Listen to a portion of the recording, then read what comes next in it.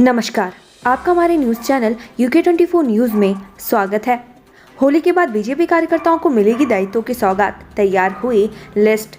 उत्तराखंड में बीजेपी की सरकार बनने के बाद से अब तक बीजेपी के कार्यकर्ता लगातार इस इंतजार में बैठे हैं कि कब उन्हें दायित्व दिए जाएंगे।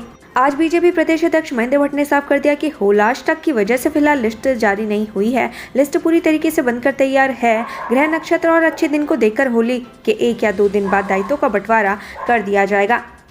सीएम धाम ने खटीमा में निर्माणाधीन केवी का किया औचक निरीक्षण।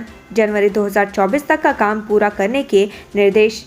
मुख्यमंत्री पुष्कर सिंह धामी ने खटीमा में निर्माणाधीन केंद्रीय विद्यालय का औचक निरीक्षण किया और कार्यदायी संस्था को जनवरी 2024 तक विद्यालय निर्माण का कार्य पूरा करने के निर्देश दिए।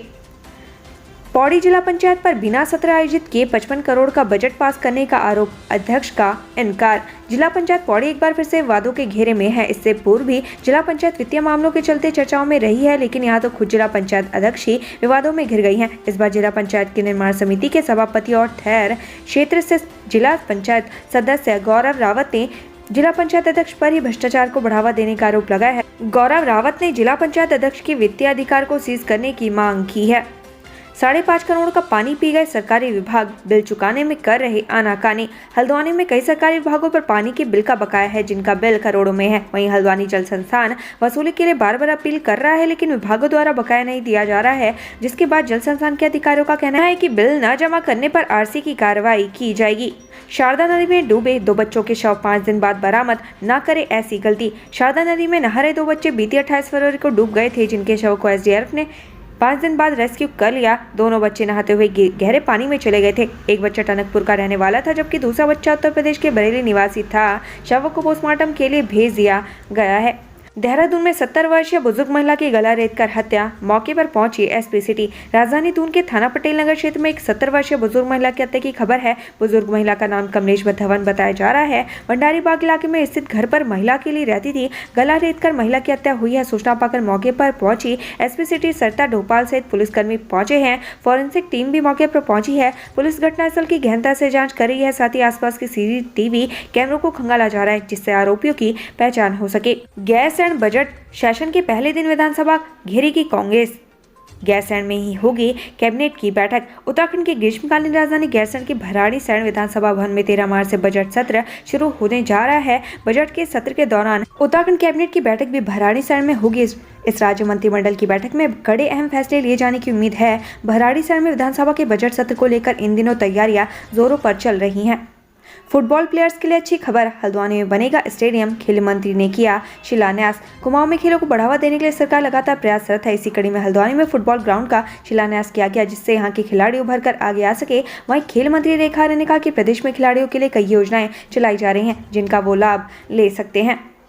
अस्पतालों में भी परोसा जाएगा उत्तराखंड का पारंपरिक भोजन, पौष्टिकता है पहचान। उत्तराखंड के पारंपरिक भोजन को काफी पौष्टिक माना जाता है, क्योंकि यहाँ फसलों का उत्पादन ऑर्गेनिक तरीके से किया जाता है। इससे उत्पादों की पौष्टिकता बनी रहती है और समय के साथ बाजार में मांग बढ़ती जा रही है। वहीं जल्दी गढ़ भोजन को मरीजों को भी परोसने की तैयारी चल रही है। समग्र शिक्षा बजट से सुधरेगी उत्तराखंड की शिक्षा, 16% की हुई बढ़ोतरी। समग्र शिक्षा के तहत आने वाले वित्तीय वर्ष 2023-24 वार्षिक बजट के लिए शुक्रवार को केंद्र सरकार ने उत्तराखंड के लिए प्रोजेक्ट अप्रूवल बोर्ड की बैठक में बजट की स्वीकृति दे दी। बैठक में पिछले सालों में बजट के इस्तेमाल की समीक्षा की गई, साथ ही राज्य की शैक्षिक सूचनांक पर भी विचार विमर्श किया गया। केंद्र ने इस बैठक में अलग अलग मतों में प्रस्तावित गतिविधियों का रिव्यू किया। केंद्र ने समग्र शिक्षा के अंतर्गत आगामी वित्तीय वर्ष 2023-24 के लिए 1123.92 करोड़ की स्वीकृति दी है। केदारनाथ धाम मार्ग में रहेगा स्वच्छ, स्थायी शौचालयों का होगा निर्माण। केदारनाथ धाम सनातन धर्म के उत्तराखंड के 4 धामों में से एक महत्वपूर्ण धाम। यहाँ हर साल लाखों श्रद्धालु दर्शन के लिए आते हैं। ऐसे में यदि धाम के मार्ग में गंदगी हो तो उससे यात्रियों को काफी असुविधा का सामना करना पड़ता है। इस बार प्रशासन ने स्वच्छता के लिए खास इंतजाम किए हैं। जोशीमठ में बद्रीनाथ हाईवे पर गूगल मैप से मिलेगी रूट की जानकारी, ऐसे निकाले जाएंगे वाहन। 4 धाम की यात्रा में बद्रीनाथ धाम एक महत्वपूर्ण धाम है, लेकिन इस बार बद्रीनाथ धाम की यात्रा में कुछ मुश्किलें प्रतीत हो रही हैं, क्योंकि इस धाम का रास्ता जोशीमठ से होकर गुजरता है, जहां के मार्ग में दरारें आने से रास्ता काफी क्षतिग्रस्त हो गया है। ये हाईवे भारी यातायात को झेलने में लगभग असमर्थ लग रहा है। ऐसे में पुलिस गूगल मैप की मदद लेगी। State information commissioner Yogesh Bhatt ने किया नगर निगम का दौरा, आरटीआई की व्यवस्था ठीक करने के दिए निर्देश। राज्य सूचना आयुक्त योगेश भट्ट ने नगर निगम का दौरा किया। दरअसल नगर निगम में सूचना के अधिकार के तहत मांगी गई जानकारी देरी से देने और कई जानकारियों को लेकर लापरवाही की लगातार शिकायतें आ रही थी, जिसके बाद उन्होंने यह निरीक्षण किया कि निरीक्षण के दौरान नगर निगम की कुछ खामियां देखने को मिली। राज्य सूचना आयुक्त ने रिकॉर्ड रूम कर भवन की भी बारीकी से निरीक्षण किया, जहां रिकॉर्ड से हाल में एक फाइल चोरी होने की सूचना आयुक्त भट्ट ने अपनी नाराजगी व्यक्त की है। कुमाऊं मंडल में बारिश की बेरुखी से सूखे के आसार, जनवरी के बाद फरवरी में टूटा रिकॉर्ड। बारिश नहीं होने के चलते कुमाऊं मंडल में सूखे की स्थिति बन गई है। आलम यह है कि सिंचाई का सबसे बड़ा संकट पहाड़ों के असिंचित क्षेत्रों में देखा जा रहा है। जनवरी के बाद फरवरी माह में भी कुमाऊं में बारिश की बेरुखी रही। जनवरी में 21.5 mm बारिश ही दर्ज की गई, जहां सामान्य बारिश 40.7 mm होनी थी। संयुक्त निदेशक कृषि विभाग कुमाऊं मंडल प्रदीप कुमार ने बताया कि इस वर्ष बारिश में भारी कमी देखी गई है। बारिश नहीं होने के चलते फसलों पर इसका असर देखा जा रहा है। श्रमिक बच्चों की शिक्षा के लिए छात्रवृत्ति पाने को यहां करे आवेदन। अंतिम तिथि 31 मार्च। श्रमिकों के बच्चों की अच्छी शिक्षा के लिए नैनीताल जिला श्रम विभाग आगे आया है। विभाग बच्चों को अच्छी शिक्षा देने के लिए उन्हें छात्रवृत्ति दे रहा है, जिससे बच्चों का भविष्य संवर सके। साथ ही इस दिशा में श्रमिकों को आगे आने की अपील भी कर रहा है। आबकारी अधिकारी ने हरिद्वार के शराब ठेकों पर मारा छापा, ऑफर देख उड़े होश।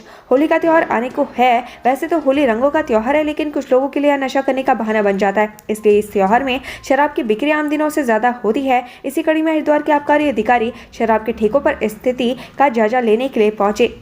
हिमांशु कपलटिया बने UKSSC के परीक्षा नियंत्रक, शालिनी नेगी बनी SDM देहरादून। उत्तराखंड में अधिकारियों को इधर से उधर किए जाने का दौर जारी है। इसी क्रम में 20 अफसरों के तबादले किए गए। ट्रांसफर किए गए अधिकारियों में सबसे ज्यादा चर्चा में रामजी शरण शर्मा का नाम है, जिन्हें देहरादून SDM के महत्वपूर्ण पद पर बुला लिया गया, जबकि शालिनी नेगी को परीक्षा नियंत्रक उत्तराखंड अधीनस्थ सेवा चयन आयोग और संयुक्त सचिव लोक सेवा आयोग से हटाकर उपजिलाधिकारी देहरादून बनाया गया है।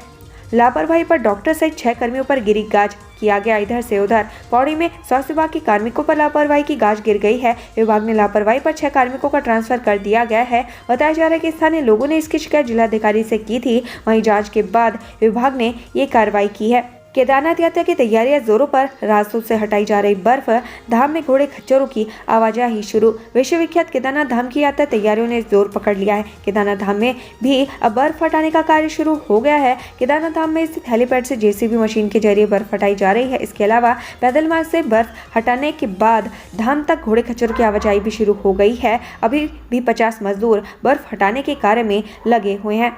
आंसू बहा कर रहे दर्द, चेक मिलने के बाद बोले आपदा प्रभावित जोशीमठ में ही रहेंगे, कहीं नहीं जाएंगे। आपदा प्रभावितों को क्षतिग्रस्त मकान के मुआवजे के रूप में चेक वितरित होने के बाद उन्होंने अपनी प्रतिक्रिया में कहा कि जोशीमठ में ही रहेंगे, यहीं सुरक्षित जगह पर जमीन लेकर मकान बनाएंगे। प्रभावितों के आंसू उनका दर्द बयां कर रहे हैं।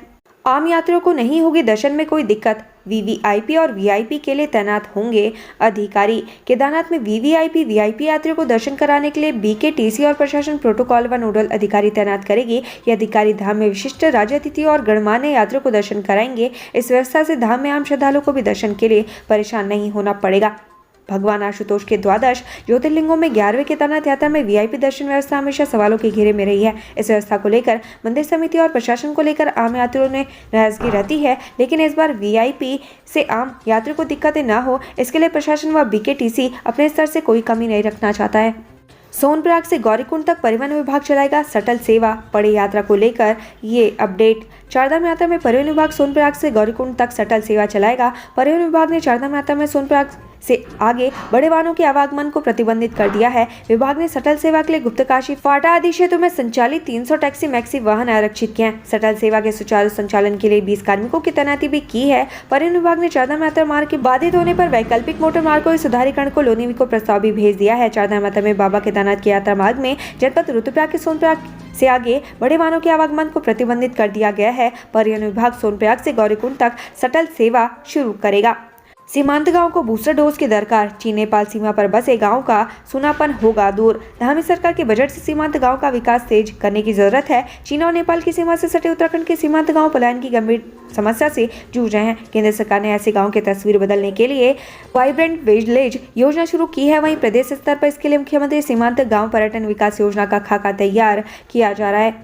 सूखने लगे कॉलोनियों के नल, दून नैनीताल जिले में ज्यादा संकट, जल संस्थान के पास बढ़ रही शिकायतें। पेयजल स्रोतों के सूखने के साथ ही राज्य में पेयजल संकट भी शुरू हो गया है। कॉलोनियों में पेयजल आपूर्ति बाधित होने लगी है। देहरादून और नैनीताल जिले में सबसे ज्यादा संकट दिख रहा है। जल संस्थान के पास रोजाना औसतन 155 शिकायतें आ रही हैं, जिसमें से पेयजल आपूर्ति बाधित होने की सबसे ज्यादा शिकायतें शामिल हैं। बजट सत्र के बाद भाजपा विधायकों का होगा प्रशिक्षण शिविर, पीएम मोदी करेंगे ऑनलाइन शुभारंभ। प्रदेश में सत्तारूढ़ भाजपा अपने विधायकों का प्रशिक्षण शिविर लगाएगी। यह शिविर इसी महीने विधानसभा के बजट सत्र के बाद होगा। प्रधानमंत्री नरेंद्र मोदी शिविर का वर्चुअल माध्यम से उद्घाटन कर सकते हैं। इस आयोजन के संबंध में प्रदेश अध्यक्ष महेंद्र भट्ट ने मुख्यमंत्री पुष्कर सिंह धामी से चर्चा की।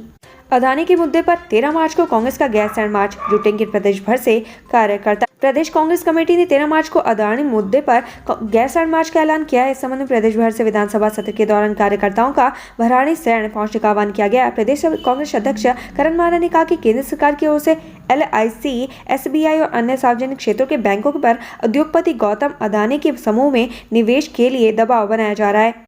उत्तराखंड से संबंधित ऐसी ही खबरें पाने के लिए हमारे चैनल को लाइक व सब्सक्राइब